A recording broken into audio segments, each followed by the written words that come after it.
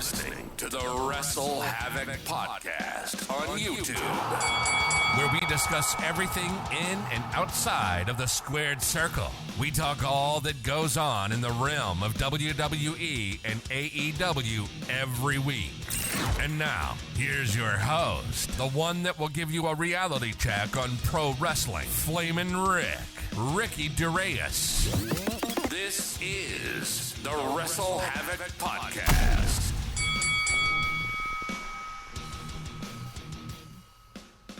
What's up, everybody? It is Flamin' Ricky DeReyes, right here on the WrestleHavoc Podcast, here to review AEW Dynamite from April 19th, 2023. We are on the road to Double or Nothing. It's literally almost a month away.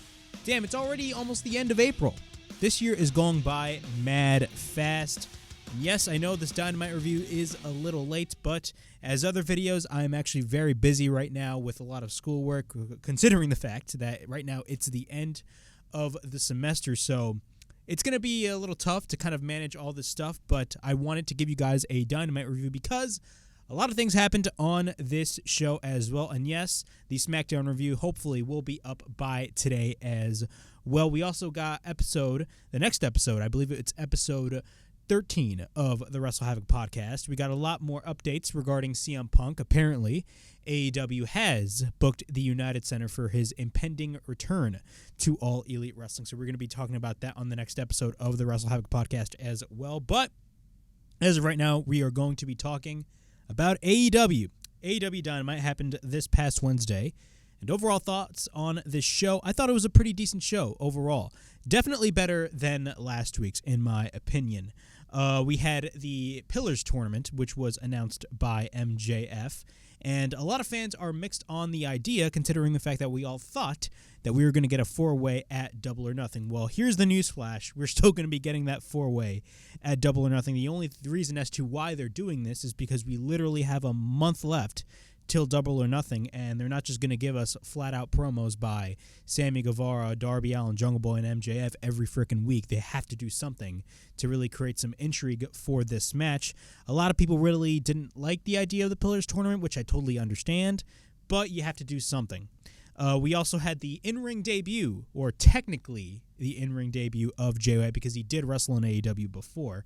But Jay White, officially as being a member of the AEW roster, wrestled his first match, quote-unquote, tonight against Komander, which was a very, very, very good match. And you had a lot of people on the internet literally say that Jay White's already buried. They're not going to utilize him on the roster. And yes, we all know that there has been a lot of guys that Tony Khan has brought into AEW that have been lost in the shuffle. Guys like Andrade, guys like Malachi Black, guys like Miro. But I actually tend to differ with Jay White, and I'll talk about that later on in the show. We also had Wardlow versus Powerhouse Hobbs for the TNT Championship, in which Wardlow won the TNT Championship again. I could easily celebrate, but I'm not, because, again, they're flip-flopping the TNT Championship for whatever reason. The TNT Championship, at this point, they should just retire it because it's a flat-out failure. And we had Sammy Guevara and Jungleboy in the main event as well. We also had Konosuke Takeshita join up with the Elite in the fight against the Blackpool Combat Club. So a lot of things happened on this Dynamite review. But before we get on with all this craziness regarding AEW Dynamite, make sure to like and subscribe to the WrestleHavoc Podcast right here on YouTube, in which we discuss everything in and outside of the squared circle. Make sure to like and subscribe for more content. And, as the frickin' referee would say, ring that damn bell for more notifications. Also, the WrestleHavoc Podcast is also available on audio platforms. It is available on Apple Podcasts, Spotify, Anchor, and Google Podcasts. So if you guys want to listen to the WrestleHavoc Podcast in audio format, it is available on all of those platforms. All right, let's get on with AEW Dynamite. The show kicks off with 1/4 of all the pillars. We got Jungleboy kicking off the show. Of course, the crowd loves his theme song. And Taz, of course, is enjoying himself on commentary singing Jungleboy's song. You know, one thing that I like about Taz, man, Taz always literally does bad parodies of many songs, but it's Taz, so you gotta love him. Immediately, as soon as Jack Perry is in the ring, Sammy Guevara comes out, and Sammy gets the mic, And what happens as soon as Sammy Guevara gets the microphone? Darby interrupts. It looks like something straight out of WWE, in my opinion. Sammy talks about how he says, or I should say Darby says, out of all the pillars, Darby has known him the longest, that being Sammy Guevara. He also likes him the most. And out of all three of them standing in this ring, Sammy is the least qualified to fight for the championship, which makes total sense because if you really think about it, if you compare all four pillars, if you compare MJF, Darby Allin, Jungle Boy, and Sammy Guevara is great, but he's literally down the barrel out of all three. I feel like out of all the three men that improved a lot, now we all know MJF is literally the best, but if you compare Jungle Boy and Darby Allin, both of those guys far succeeded in my opinion rather than Sammy Guevara. That's just my opinion. I still like Sammy Guevara though. Talks about how perception is reality and people see Sammy as a follower and not a champion. And the difference between Sting and Darby Allin and Jericho and Sammy Guevara is that him and Sting view each other as equals. And he talks about how it's not called the Sting Appreciation Society. He talks about how he became TNT champion on his own. If he wants to become a world champion, he would have to do it on his own because he thinks Jericho is holding Sammy Guevara back. But if they have a problem with that, come say something to him and Sting. He would love to talk it out. After that, Jungle Boy, wherever he goes upon nowadays, he basically questions the naming of his name. Oh, yeah, it's Jack.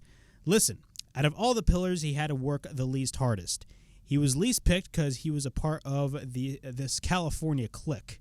And he remembers when Jungle Boy was first hired as AEW's newest signee, he himself, that being Darby Allin, was still in his car not knowing if he was actually going to be signed by the company. And at that moment, he was jealous of him. But it didn't take long for the jealousy to disappear when he saw what he was all about. Nothing about him intimidated him. Absolutely nothing. Jack replies that he is standing over here looking at all the pain in his face, and everywhere he goes, he sees a bunch of little kids with that same face paint. And all he can think about is, oh boy, I wonder what they can all see what he's really like. He is antisocial. He is unfriendly. He is rude to everyone who isn't cool enough for him. And he is saying he was jealous when he got first signed. Well, that wasn't even his first choice. He's only here because he didn't even make it as a skateboarder. And Sammy Guevara is now chilling in the corner. And then Jungle Boy now turns his attention to Sammy Guevara. He talks about how it would be an immense challenge to go up in a good way to describe what a dirtbag he is. He will surprise everybody, but out of Darby and MJF, he actually likes Sammy the most. For better or for worst, and trust me, it's for the worst, because with Sammy, what you see is what you get. He puts his body and his future on the line, but he's still a scumbag piece of shit. Damn, you gotta love Jungle Boy every time when he says piece of shit. I don't know why. Sammy then speaks and talks about he's going to be real at this point. He says that he hates MJF so much, but in reality, he is just like him. Both were handpicked to be here, and, they go back to the first Double or Nothing. Darby wasn't even here, but he was the first match to open the pre-show, and he was watching the rest of the show in the balcony, and what did he see? He watched Bret Hart in the ring with MJF and Jungle Boy. And on this recent pay-per-view, Darby wasn't even on it, and he wasn't as well. But you know who was? MJF and Jungle Boy. That is why he couldn't relate with Darby out of all people. They are two sides of the same coin, and they will risk their lives to make it, and they did. And honestly, he has to thank him, because he gave him hope in this place. When his career wasn't going well in AEW, he saw Darby lose and lose and lose, and bam, he was one of the first pillars to win a championship. And he showed him that you can't break any glass ceiling they would have put on them, and he sat back and he became TNT champion, and he told himself he was going to do just that, but better, and he became the champion 3 times. So he wins the TNT title, he jumps something high, and he himself jumps someplace higher. Now it's his turn for Darby Allin to sit back and watch him become the World Heavyweight Champion, and Jungle Boy then says, that is the similarity between both of them too. It's all about him, it's all about you, it's all about me, me, me. Spoiler alert, he is the next world champion, and he isn't going to do it for him. He's going to do it for everybody that has supported him since day one. And then MJF comes out to a big pop. So what are my thoughts on this first half of this promo segment? A lot of people liked it, and a lot of people didn't like it. Me now finally actually getting the time to watch this, because usually during Dynamite I have classes going on at that same time, so that's why usually these Dynamite reviews are late. I'm kind of mixed on this first half. Yes, it did look like something straight out of WWE when you literally have a wrestler in the ring and then another wrestler immediately interrupts.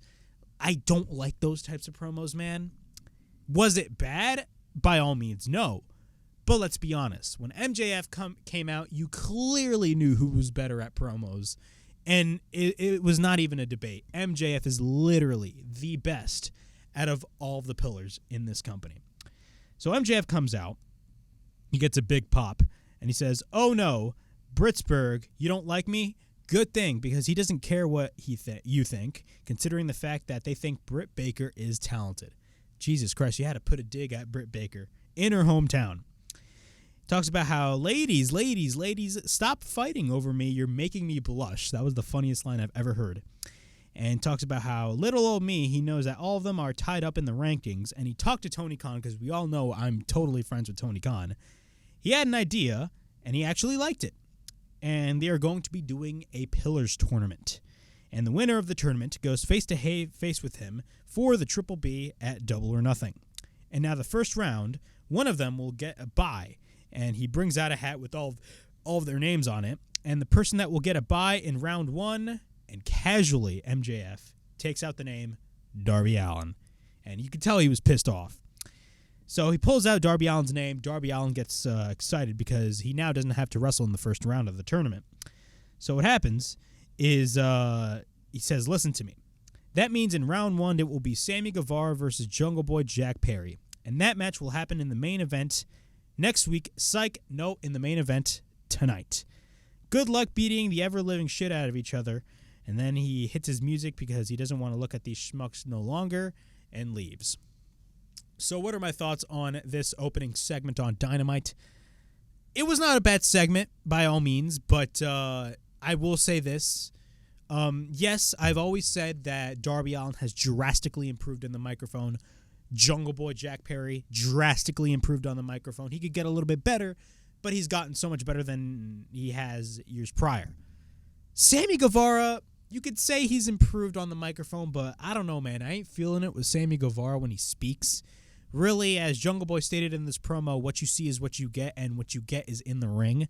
When it comes to his promos, I'm sorry, but Sammy Guevara is not up there yet. But I will say this. This whole Pillars tournament, a lot of people are questioning this decision. I don't think it's going to be a situation in which we're going to be getting a one-on-one match at Double or Nothing. I think this is strictly for building to the match purposes only, in my opinion.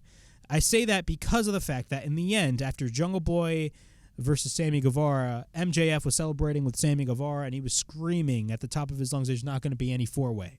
Clearly, if a wrestler says that there's not going to be any four-way, you're going to get a four-way. It's clearly Wrestling 101.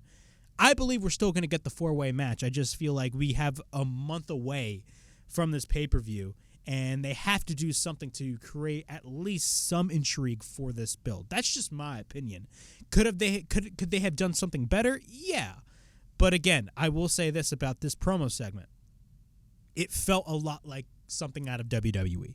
Dave Meltzer and Brian Alvarez stated that exact same thing, and I couldn't agree with them more. You know, the whole wrestler interrupting, pulling a name out of a hat, that's a lot of shit straight out of WWE, in my opinion. Could they have done something better? Yes, but it's not like we're going to get a one-on-one match. You, the viewer, knows that we're going to be getting a four-way at Double or Nothing. You can view that as a good thing or a bad thing, but the match that should happen at Double or Nothing needs to be a four-way match at the end of the day. That's just my opinion. We then get the Outcasts versus Britt Baker and Jamie Hayter. Of course, Ruby Soho and Toni Storm are going to be teaming up with one another. Overall thoughts on this match. This match was really good. Of course, we're in Britsburg. Not Pittsburgh, Britsburg. That being Britt Baker's hometown. And Britt Baker was super over. Her parents were actually in the front row. Same as, I believe, Adam Cole's parents as well. But overall, this was a pretty good match. Of course, this was mainly to get over Britt Baker and Jamie Hayter. But nonetheless, this was not a bad match whatsoever. Saraya bullies Britt Baker's mom in the front row. We get a standing ovation for Britt Baker in her hometown of Pittsburgh, Pennsylvania. Then at this point, a brawl breaks loose on the stage, and we get a bunch of DMD chants by the crowd. Storm then sends Hayter onto the barricade, but then he sends her on the apron. After that, we get a chop by Storm on Hayter, but then we get a chop by Ruby on Baker. After that, the bell rings and the match officially begins. Then we get a shoulder tackle by Jamie Hayter. At this point, the heels... it looks like the Outcast gained the advantage, but then Hayter goes for the double shoulder tackle on both heels. Then she runs back and forth with a series of elbows, and then she follows up with a double suplex on both Soho and Storm. After that, Saraya gets chased on the outside, but then Storm tries to hit the DDT on the outside, but then Jamie Hayter sends her onto the barricade. After that, the towels are strong in Pittsburgh. Of course, the fans are just literally spinning the towels, similar to what they did on the very first Rampage. She tries to hit the lariat, but then Storm regains control and counters. Jamie is on the apron, but then we get a kick by Ruby, followed by a running hip attack by Storm, taking her to the outside. We then get a kick by Britt Baker. After that, she tries to go for the Panama Sunrise on Ruby Soho, but then Storm hits a boot. And then after that, Ruby hits a back heel trip on Britt Baker. Once we're back from break, the Outcasts are in control. Jamie Hayter then fights back. She tags Britt Baker, but then we get a pop by the crowd, followed up by taking out Storm and Soho. After that, Britt Baker goes for the sling blade, and then we get a kick by Britt, but then we follow up with a neck breaker by Britt Baker on Ruby Soho. And then she drives Storm onto the middle turnbuckle face first. Then we get a DMD chant by the crowd. After that, she puts on the glove. She sets up the lockjaw, but what happens after that is Ruby Soho gets taken to the outside. Storm then goes for a German suplex, and then she tries to go for the Storm Zero, but then Britt Baker counters into the air raid crash. After that, Jamie sends Ruby to the outside, but then Hayter and Britt go for the double elbow strike, and then Hayter goes for the hate breaker. Britt Baker then goes for the throw, followed by a sliding lariat on Storm by Jamie Hayter. Great double team by both babyfaces. After that, we get a cover into near fall, and then Hayter gets taken to the outside, but then Ruby drives Britt onto the middle turnbuckle. After that, she goes for a furious running hip attack on Britt Baker by Toni Storm. After that, Saraya hits Britt Baker with the championship belt. Toni Storm goes for the Storm Zero, and then we get a cover and a near fall after that. Ruby then tags in, but then Toni sends Hayter onto the steel steps, and then she hits a shotgun dropkick on her injured arm. Britt is on the top, and then Ruby goes to the top, but then Britt takes her down. Britt Baker goes for the Panama Sunrise, and then we get a cover by Britt Baker and a near fall. She then hits the curve stomp, but then we get a cover and a near fall once again, and then she applies the lockjaw, and then Ruby taps out, and Britt Baker and Jamie Hayter get the win to a standing ovation and a pop for the crowd in Pittsburgh, Pennsylvania, which is Britt Baker's hometown. Overall thoughts on this match. Pretty good match overall. Great women's match. Am I still feeling it with the Outcasts? Absolutely not. Do I think they're... And I talked about this every week. Are they going to be building to something bigger? Maybe. But I feel like the bigger story is going to be with Britt Baker and Jamie Hayter. I mean, they're mega baby faces right now, but who's to say? And we've been teasing it for the past couple of months. What if it's a scenario in which in the next couple of months we have Britt Baker turning on Jamie Hayter? Because there's been a lot of criticism regarding Jamie Hayter's title reign, and rightfully so. Britt Baker's getting more of the attention than Jamie Hayter, even though Jamie Hayter is the champion and she's pulling out banger matches. I can even make the argument that Jamie Hayter is by far right now the best in-ring women's wrestler in the world today. That's just my opinion. I think Jamie Hayter's fantastic. Do I think they're going to be building to something greater when it comes to Jamie Hayter and Britt Baker? Maybe. Is it going to be now? I do not think so. But we're just going to have to wait and see. But overall, nonetheless, this was a pretty good match. Do I see there being any direction for the Outcasts now? I have absolutely no idea. But looking after what happened later on in this show with the JAS and the Outcasts, we do not know. We're just going to have to wait and see. But very interesting stuff. But nonetheless, a pretty good match. We get a backstage interview with Wardlow. Talks about how it was too long ago that he had a horseman ringside with him who taught him about being evening the playing field. And he reached out to another horseman to even the odds tonight. Arn Anderson comes in and talks about how all the stuff that happened to him, all this kid stuff, and then they took his championship. He's been a champion all of his life, and you want to try to lead the couple of guys. Tully was a smart guy, and starting tonight, everybody get ready, because we're going to start playing chess. So they're doing a partnership with Wardlow and Arn Anderson. Honestly, I'm actually down for that. I think, you can utilize Arn Anderson more. And I believe Arn Anderson has been doing something with Brian Pillman Jr. on Dark. I don't watch Dark at all. Correct me if I'm wrong, but I believe he's doing something with Brian Pillman Jr. He's like forming his own group. Correct me if I'm wrong in the comments, but because I don't watch Dark at all. But he's doing something similar to like maybe starting a new Four Horsemen. I have absolutely no idea. If you really want to argue, the pinnacle was kind of their Four Horsemen, but it went nowhere. But we got overall, I dig the pairing. We got the segment with the Elite, of course. They are all back. Omega cuts a promo. He has a serious look on his face, of course. Talks about how these past few weeks it's been the most difficult of his life. Blackpool Combat Club, you are the most respected pro wrestlers on the planet. That was until they made his friends bleed and sent them to the hospital. He's having trouble sleeping at night, and he sees the image of the screwdriver on the turnbuckle. And the one thing that you can change that night is taking that screwdriver off the turnbuckle and plunging it in the face of Jon Moxley. What they have tonight wasn't a meet and greet. He hadn't had much to say. It's an invitation. Blackpool Combat Club, he wants to see them in this ring and squash this beef once and for all. Then Bryan Danielson is on the Titantron, and he talks about amateurs, and they have interview time, and they are saying that he doesn't have much to say. Who is going to pay to see the monologue of a bunch of amateurs? Nobody pays to see open mic night. But then, out of nowhere, when Bryan Danielson is on the Titantron, the rest of the Blackpool Combat Club, that being Jon Moxley, Claudio Castagnoli, and Wheeler Yuta, attack the Elite in the ring from behind. And after that, a brawl breaks loose between both factions. Nick Jackson flies over the top rope, super kicks Claudio. Then the Elite send them to the barricade. Matt Jackson goes for a series of Northern-like suplexes. Then Mox from behind applies a rear naked choke on Kenny Omega. But then Omega sends Mox onto the barricade, but then Matt is in the ring, and then he gets hit with the pure title on his injured arm by Wheeler Yuta. Claudio then goes for the Gut Wrench powerbomb on Nick Jackson. And then Omega comes in the ring, but then Moxley comes in, and then he hits the Death Rider on Omega. After that, Bryan Danielson comes out with the microphone, and he cuts a promo, and he says exactly what he thought. Nothing but a bunch of amateurs, except for Kenny. He thought he was going to be a professional, but maybe he isn't. And then Don Callis comes out with a chair, and Bryan questions what he is doing. And this is very interesting. So Don Callis comes out with the chair, and then he sees the Blackpool Combat Club in the ring just beating the crap out of the Elite. Don Callis drops his chair and goes to the back. Very questionable tactics by Don Callis. But then he runs away and drops the chair. Bryan Danielson then says that, you see, that is the kind of person Kenny surrounds himself with. You see, he isn't an amateur. He has more potential than anyone, but he would rather sit in the lobby of his own potential. And if that is the case, he needs to be gone.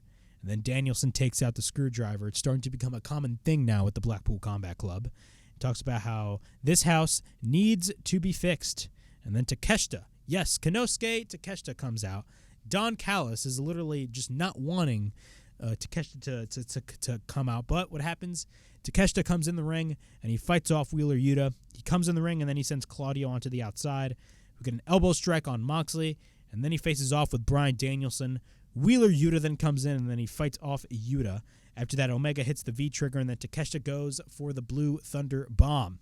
After that, he sends Moxley to the outside. Don Callis, after that, raises the hands of both Omega and Takeshita, and the Elite surrounds themselves with stand tall in the ring, and they surround themselves with Don Callis, and they all celebrate. Overall thoughts on this. This was a fantastic segment. This is probably starting to become my favorite story that they're telling in AEW. The Elite versus the Blackpool Combat Club. It's a very intriguing feud, in my opinion. And who's to say this could possibly lead to anarchy in the arena or Blood and Guts? Now, we all know Blood and Guts is a televised event, but who's to say there could be a Blood and Guts match at Double or Nothing? That alone could easily sell you a lot of pay-per-view buys, in my opinion. But nonetheless, this was a very, very, very good segment. Another thing that I want to talk about is Konosuke Takeshita. Takeshita being involved is very interesting, especially with Don Callis, because we all know, and I talked about this with the opening segment, not with the opening segment, but with the women's match, there's a greater story to be told. There's also a greater story to be told when it comes to the Elite, or I should say, not really the Elite, Kenny Omega and Don Callis. Now, we all know Don Callis has, for the past couple of months been basically, really in the ear of Konosuke Takeshita. He's really trying to guide Konosuke Takeshita in storyline. And we all know, in storyline, in kayfabe, we all know what Don Callis is capable of. I think further down the line, we're going to see Don Callis turn on Kenny Omega. We're just going to see that. It makes total sense for that to happen. Now, another thing to keep note is that if he turns on Kenny Omega, is it going to be a scenario in which Don Callis has his own group? We're just going to have to wait and see.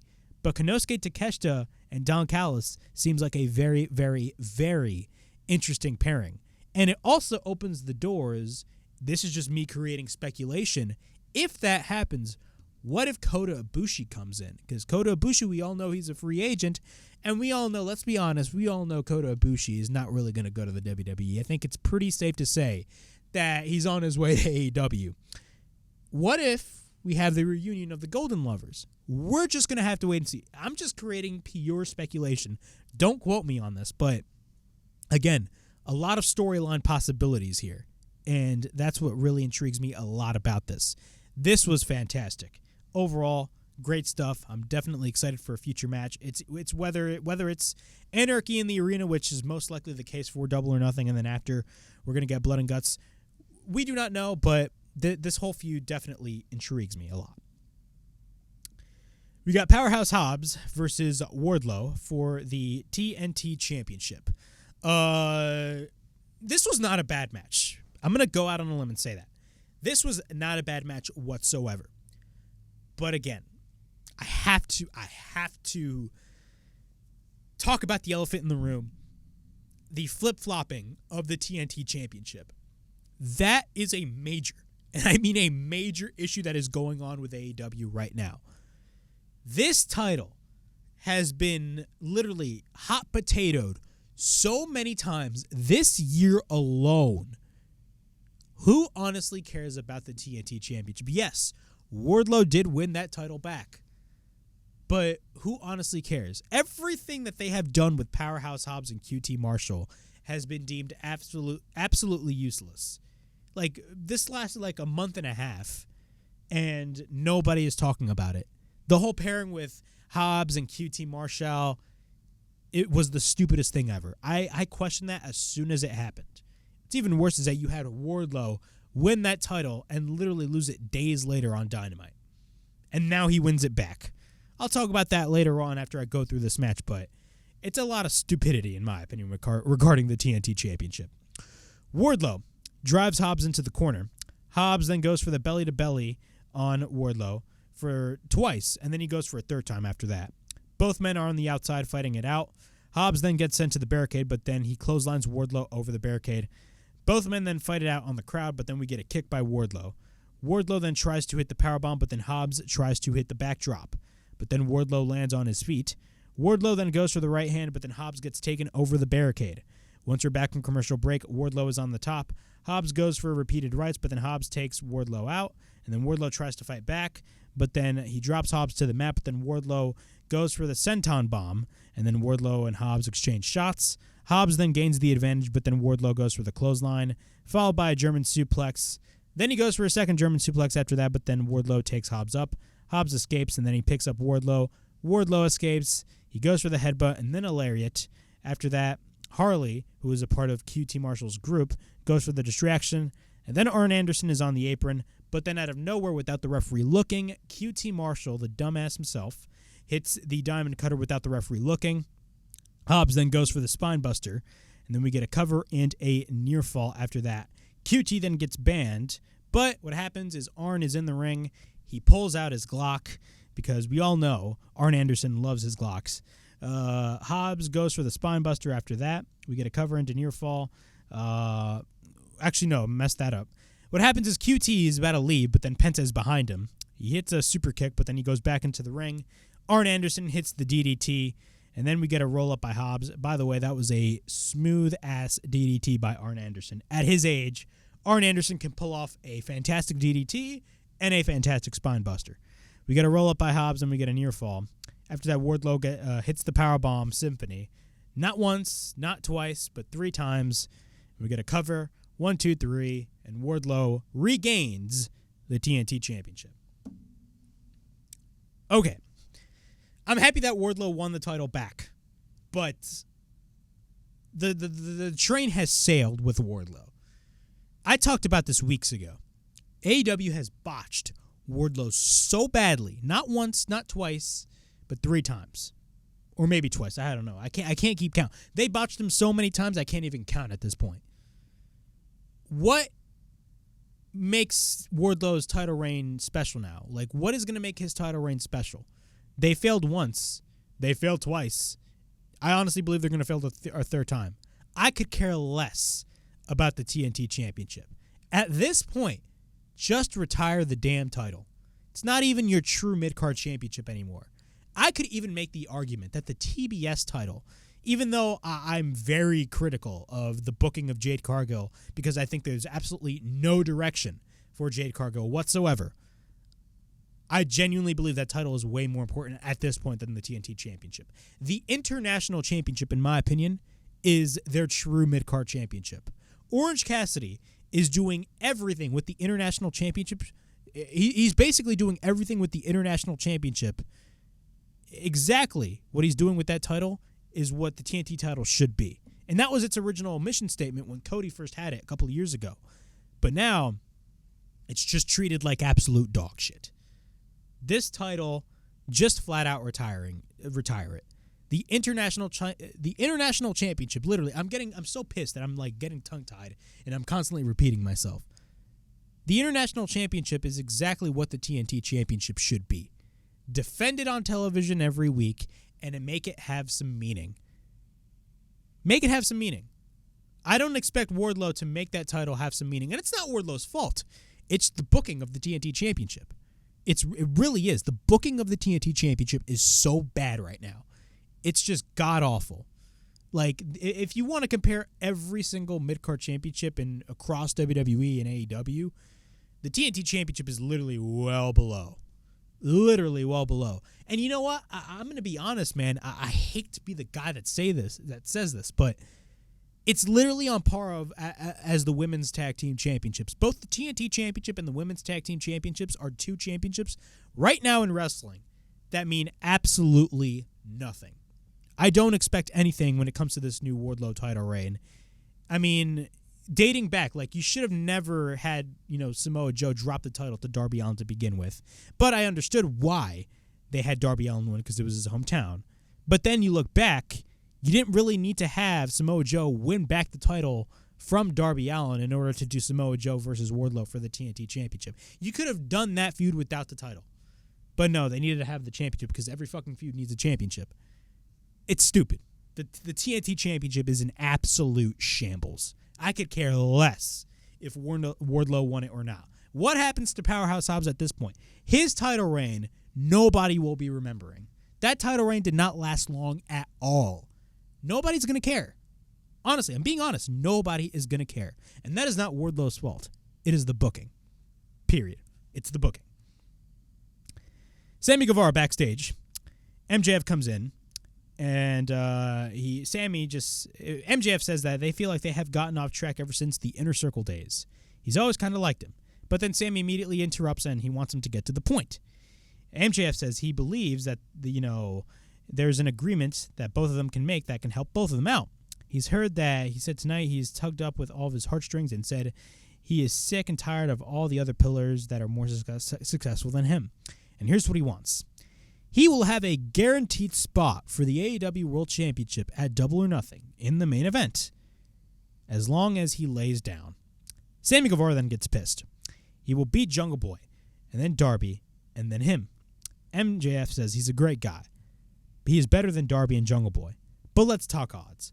The likelihood of being all 3 pillars when 12 when the other one is a generational talent, is kind of shaky. He's offering a main event spot for the world title, and he's offering a blank check with his name on it. Offers him to put any number on it.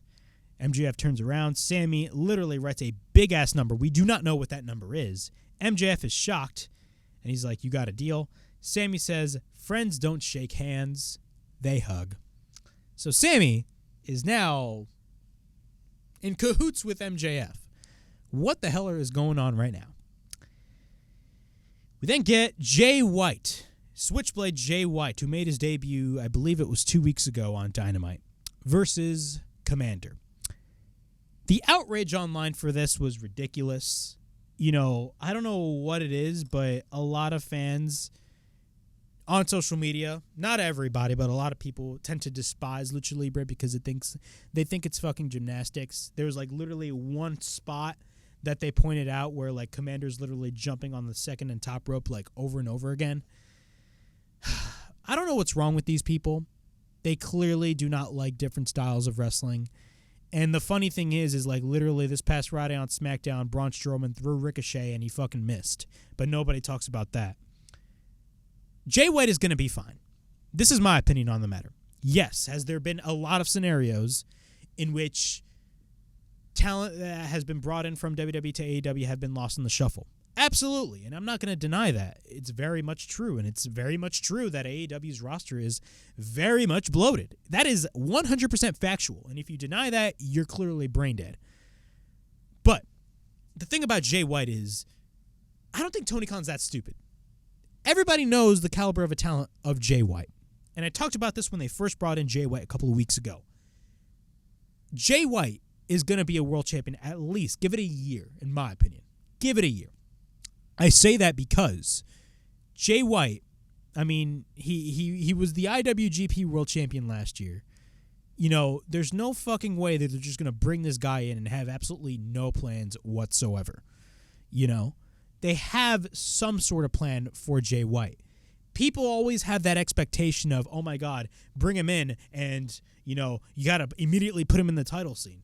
It doesn't work that way. It doesn't work that way in AEW, and it doesn't work that way in the WWE. You have to give shit time.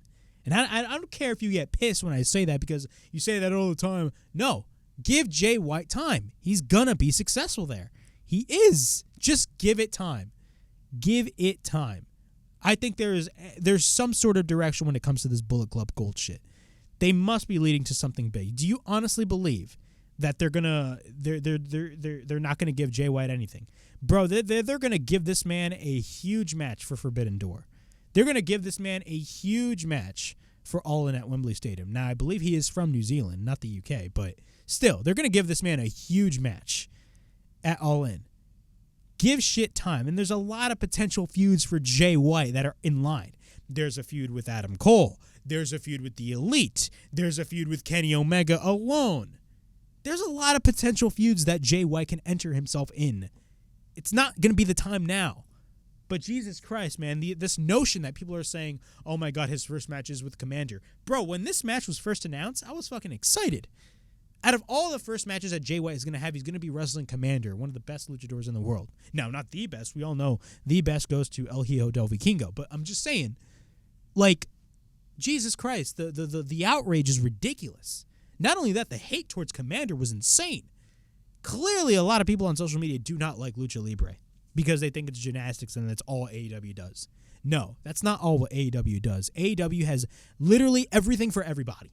They have the Lucha Libre style. They have the Japanese strong style. They have the American style. They have the British style. They have any fucking style that you want. That's what makes AEW, in my opinion, so special. So this notion that everybody's saying, oh my God, his first match is with Komander, Jay White's immediately a failure. Shut up. You don't know what you're talking about. Now, in a year, if they are underutilizing Jay White, I'll literally come on this show in a year and I'll say, I was wrong. But today is not that day. Just like with Cody Rhodes. I think they should have put the belt on Cody Rhodes. And look, if it pays off for Cody Rhodes in the long term, if they put the belt on him either at Saudi Arabia or maybe at SummerSlam, I'll come on this show and say, look, I was wrong. But again, today is not that day. Jay White is going to be fine. Okay? Hold your tails, please. But we got Jay White versus Komander. I'm not going to go through a lot on this match, but Shawn Spears was in the front row. Overall, not a bad match whatsoever. I enjoyed this match for what it was. Komander goes for a kick. He steps on the back of White, pulling his shoulder. White then digs into his eyes, but then Komander takes White to the outside. Komander goes to the top, but then Jay White comes back. We got a thrust kick by Komander, but then Komander walks the ropes, and it's a springboard off the top. Once we're back into the ring, Komander walks the ropes and hits a beautiful shooting star. Komander loves walking the goddamn ropes, man. You gotta love it.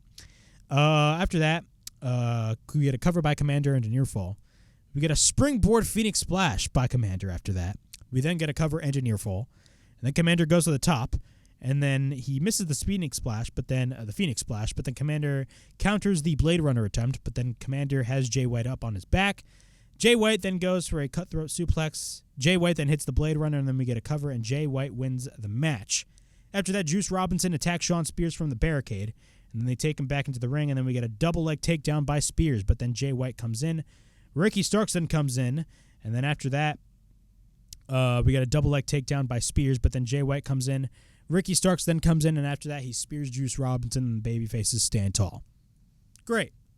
They're definitely, I see them doing a Jay White versus Ricky Starks match as like the first major feud for Ricky Starks. But again, it's only been 2 weeks, bro, and y'all already creating like dumbass narratives on the internet. Only create narratives if it makes sense.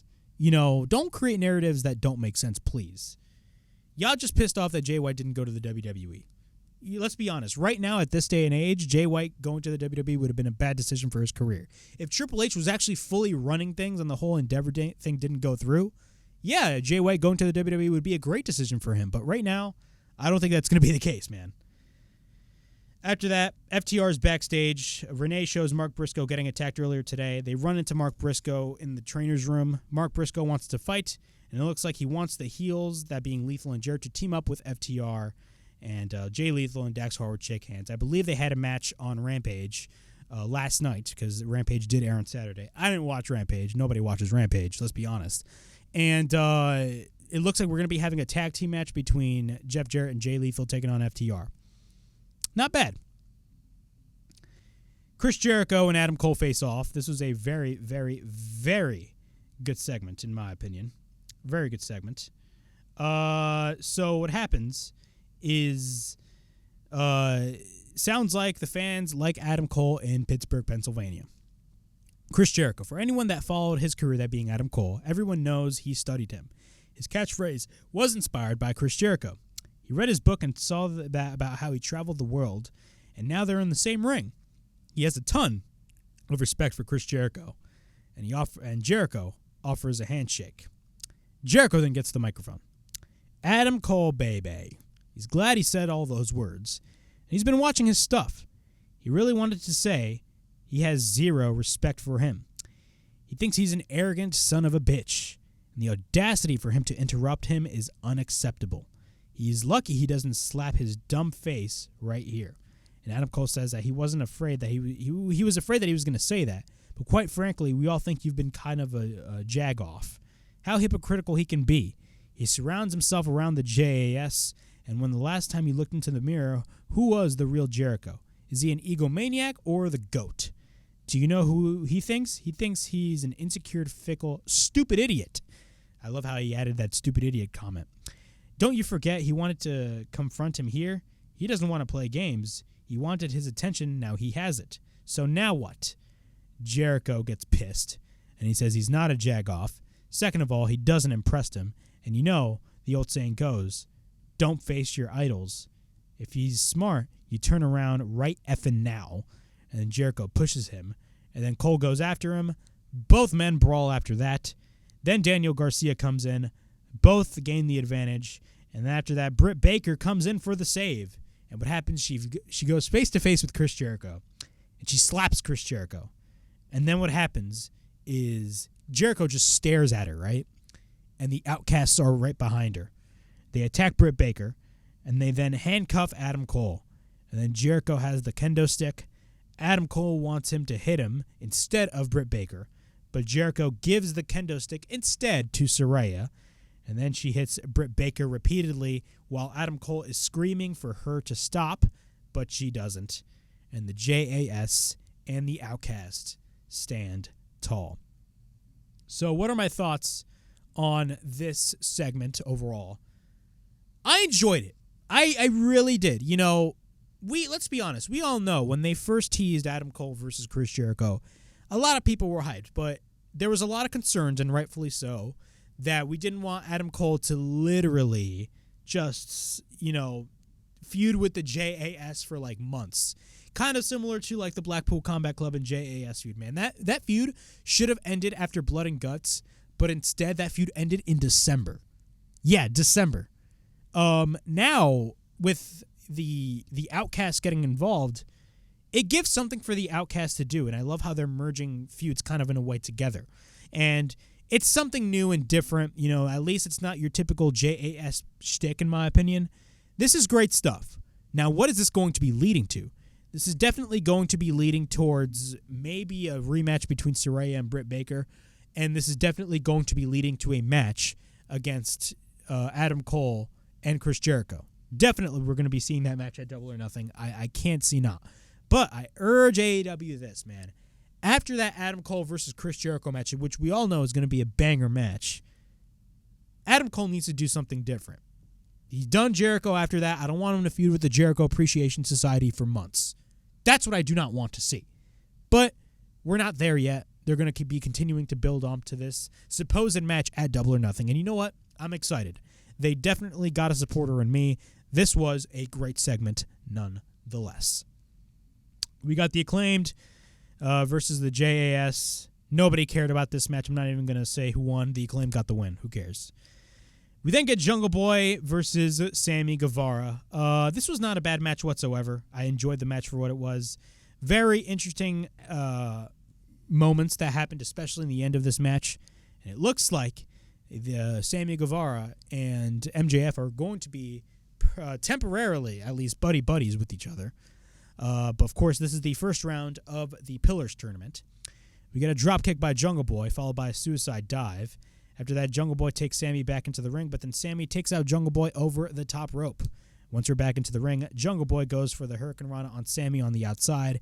He then takes Sammy back into the ring, but then Jungleboy goes to the top. Sammy off the top hits a Spanish fly, but then Sammy gets taken to the apron. After that, we get a sunset flip powerbomb attempt by Jungleboy, but then Sammy counters with a stomp. Jungleboy then counters. At this point, both men are on the apron, but then both Sammy and Jungleboy fight it out. We then get a thrust kick by Jungleboy, but then Jungleboy off the middle turnbuckle lands into a knee strike by Sammy Guevara. Sammy then goes for a standing Spanish fly off the apron onto the floor. Once we're back from commercial break, Sammy then takes him down to the mat. We then get a chop by Sammy on Jungleboy, and then he sends Jack Perry into the corner. We then get a back elbow by Jack Perry, but then Jungleboy fires back with the comebacker lariat. After that, Sammy gets taken to the apron, and then after that, what happens is we get a kick by Jungleboy, and then we get a sunset flip powerbomb attempt, but then Sammy holds on, but then Jack powerbombs him onto the apron after that. After that, Jack, off the top, hits a Canadian Destroyer. Jungleboy off the top, but he takes Sammy down. Sammy then goes to the top, and then he misses the Shooting Star Press. Then we get a thrust kick by Sammy after that, and then Sammy goes for the cutter off the top, but then Sammy goes for the pump up DDT on Jungleboy. We then get a cover into near fall. Sammy picks up Jack Perry, and then he misses the GTH, but then Jack goes for the Poison Rana. After the Poison Rana, he misses the elbow strike, but then we get a knee by Sammy, followed by a Poison Rana by Sammy, but then Jungleboy goes for the elbow strike onto the back of the neck of Sammy. Both men slap one another. Both men exchange shots. We get a knee countered by Jack, but then Jack applies the snare trap. After that, Sammy gets his hand on the bottom rope. Jungleboy takes Sammy to the top. Both men on the top. We get a drop kick by Sammy, but then Jack face first. He gets dropped onto the timekeeper's area, or on the table. Then after that, MJF hits a right hand with the Dynamite Diamond Ring. Sammy Guevara gains the advantage and gets the win over Jungleboy.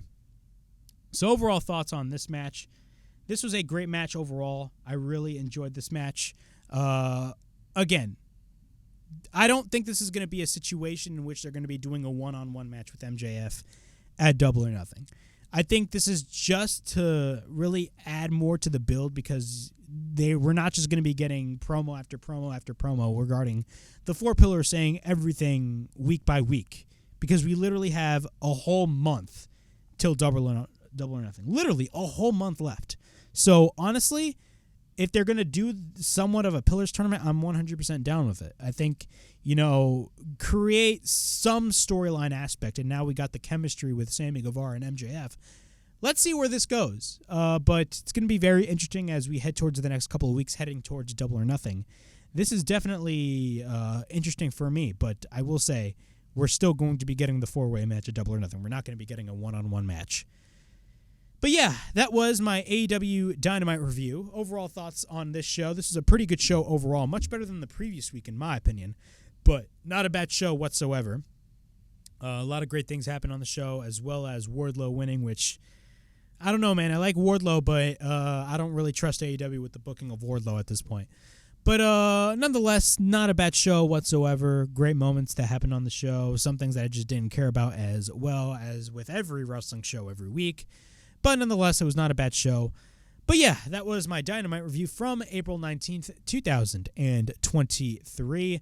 Please like, subscribe, comment down below, push that bell for notifications, and be on the lookout for more videos right here on the WrestleHavoc Podcast, right here on YouTube, in which we discuss everything in and outside of the squared circle.